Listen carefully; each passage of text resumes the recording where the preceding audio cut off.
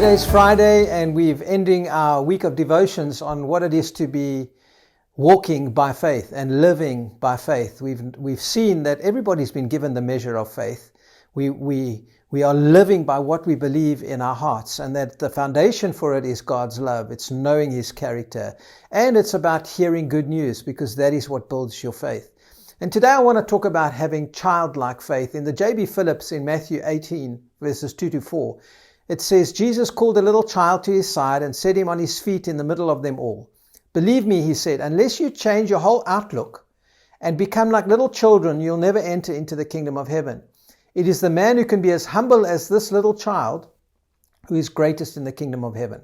So 4 keys in being like a child in terms of trusting God. Number 1, you've got to trust God from the bottom of your heart and not just with your knowledge. You know, we need to rediscover this element of actually trusting God. Like a young child trusts their parents. When their parents say we are going to go to the fair, they believe that they are going to be going to the fair because mommy or daddy said so.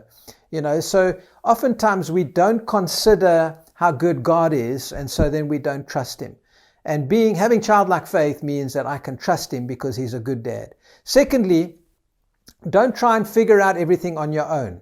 You know, oftentimes the hows and the whys kill our dreams because we're trying to work out how it's going to happen, rather than just trusting God. In Proverbs 19:21 in the Message, it says, we humans keep brainstorming options and plans, but God's purpose prevails. You know, young children don't try and figure out how or why it's going to happen. They just trust the one who has told them it's going to happen. And thirdly, listen for God's voice in everything that you do. A child knows their parents' voice. And so how does God speak? God speaks through His word. God speaks by the desires that He places in our heart. And God will speak based on your gifting, you know, in terms of your own personality. So begin listening to the voice of God as He begins to lead and guide you. And then number 4, let God keep you on track. You know, as a parent does with a child, God will speak to them when they're getting off track to try and help them and bring them course corrections. And too often we want to follow God on our terms rather than just listening to Him and listening to His voice.